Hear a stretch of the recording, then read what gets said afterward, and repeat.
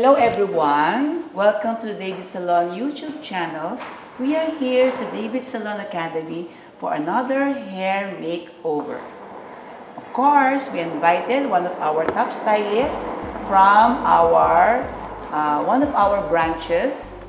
We invited Mr. Jong. Mr. Jong! Hello, Mr. Richie. Thank you for having me here again and again and again. Kaya nga, again, di ba?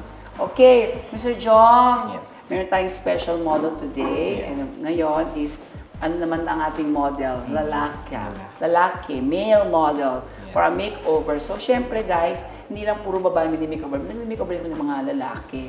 Okay? So, nung nakita mo si Sir, ano ba ang itsura ng hair niya kanina? Very dark, super dark kasi virgin hair, kasi very coarse hair siya. Virgin ang hair ni Sir. Resistance hair and oily. Oily? Yes. Oily yung hair niya. Kaya siguro, medyo, kaya siya gusto resistant kasi oily, no? Yeah. Mr. Jong, ano bang kulay ang ginawa mo kay Sir? Siya ba ang pumili nito or ikaw nag-suggest sa kanya? Siya. Siya may gusto niya. So may peg na talaga siyang gusto. May peg na siya. So, anong tawag sa ganyang kulay? Matte ash blonde. So ito pala ang matte ash. So combination siya ng matte and ash. Yes. Tama ba? Kaya siya matte ash blonde. Okay. So, ano ang naging professional approach mo sa hair ni Sir? Although virgin hair, madali lang yan, di ba? Pero, kailangan ng Aplex pa rin kasi ikaw ay magbe-bleach. Ilang beses mo siyang bleach? 3 times. 3 times? Yes. Kasi yung hair niya is very resistant. Okay. Oo nga ka palang itang tibay ha. Parang walang pang nangyari. Oo, parang wala nangyari. Healthy pa rin. Kahit na nag-bleach na ng 3 beses. So sa 3 beses nag-bleach, ano ginamit mong bleach sa kanya? Yung level 6 na purple ng bleach natin. Ng affinage. Ng affinage. Yes. 3 beses. Ilang percent? 6% yung una. Then sumunod, 6% ulit. Basta sumunod, 6% ulit. Yes. Pero mayroon kang nilagay na Aplex.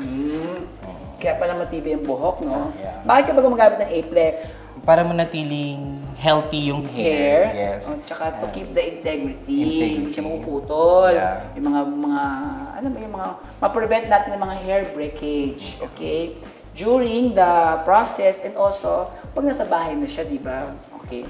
So, nung na-bleach mo siya, ano na ginawa mo na nilagay mong kulay sa kanya? Naglagay kami ng level 10 na color, which is 1018 Blue Violet Ash. Okay. Yes, yung bagong brand natin ng ash. Yung yung bagong packaging, I mean. Yes. 1018? 1018. So, ano yung roots to end? No. Half inch away. Okay. Kung yung saan lang kami nag-bleach, doon lang kami naglagay. Kasi hindi mo ni-bleach yung yes, off the scalp din. Off the scalp din siya. Okay. Kaya siguro walang hapdi. Walang hapdi. So, eto na yung, wala ka ba ginawa sa kanya? Yung sa roots kasi, meron kasing mga horizontal na color dito sa niya. Para mawala yung mga spot, naglagay kami ng 4.0.